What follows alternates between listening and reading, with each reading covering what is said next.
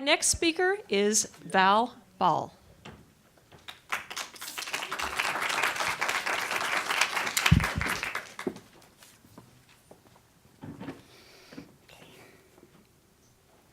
When I introduce myself as a relationship detox coach, people think I'm a couples counselor.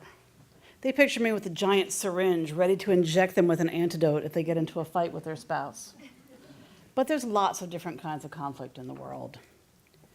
Those of you who are business coaches probably have been in a business environment where there's backbiting and bullying.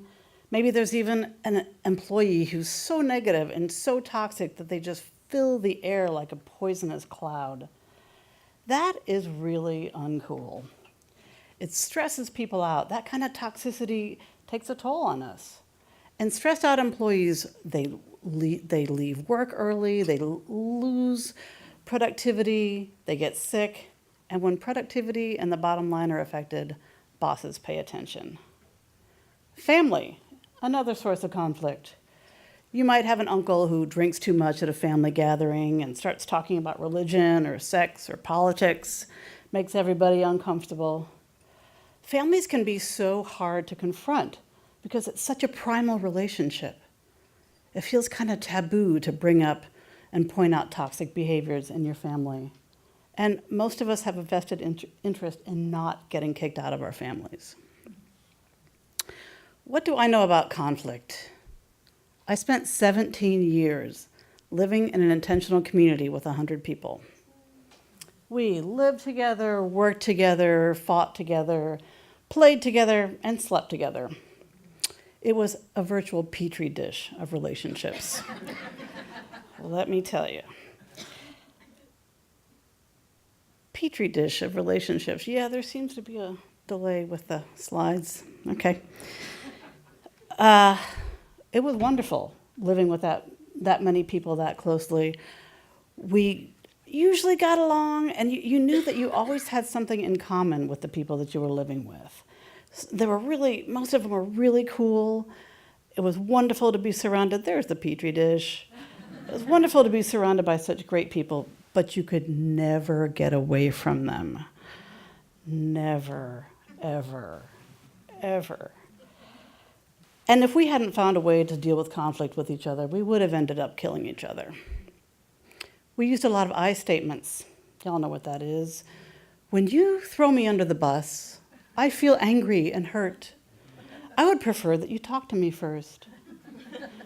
Now, we didn't always follow that formula, but it was generally expected that if you were having a problem with another member of the community, you would do everything in your power to do what you could to work it out.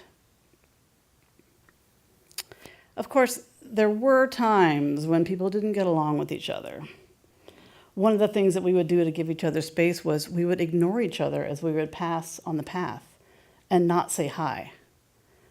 Because, you impact each other a lot. We need a little space from each other. New members of the community never got that. They took it personally. They didn't realize it wasn't about them. And gossip was inevitable. We're all human. We didn't have television. We were kind of each other's entertainment. But the norm was that if you wouldn't say something to somebody's face, you didn't say it behind their back. When I left community, I went to work at a homeless shelter. Now, our clients were not always so PC. It was up to the staff to keep the shelter safe. We didn't have security guards or cameras. So we engaged in some creative expression. And then I got trained as a coach and learned empathetic assertiveness, which is what I want to talk about today. Basically, it's kind of the next generation of I statements. These slides are really badly timed. Maybe it's me. Here's how empathetic assertiveness works. Say you're in minute 55 of an hour-long session and your client is having an emotional breakdown. Their skeletons are coming rushing out of the closet, and all you can think about is, how do I end this? You don't have the option of extending the session. So the first thing you do is empathize with them. So I see that you're really having a hard time. Some strong feelings are coming up. However, and it's important to say however instead of but, because that keeps them open to what you're about to say next. However, we only have 5 minutes left in our session. That way you've asserted your boundary and stayed sensitive to where they're at. And then you brainstorm a solution. What about if we schedule an additional session where we address what comes up? That way they feel taken care of by you, and they're much less likely to throw you under the bus.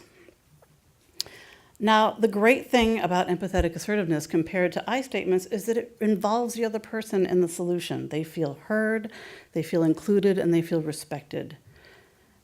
They're much more likely to stay open to you and have a positive encounter with you. As a relationship detox coach, I can teach you how to use this and other conflict resolution tools in your practice, in your workplace, and in your personal life. If you'd like to learn more about healthy communication and boundary setting, I'm available. I'm Val Ball, Relationship Detox Coach with Shadow Play Coaching. Thank you.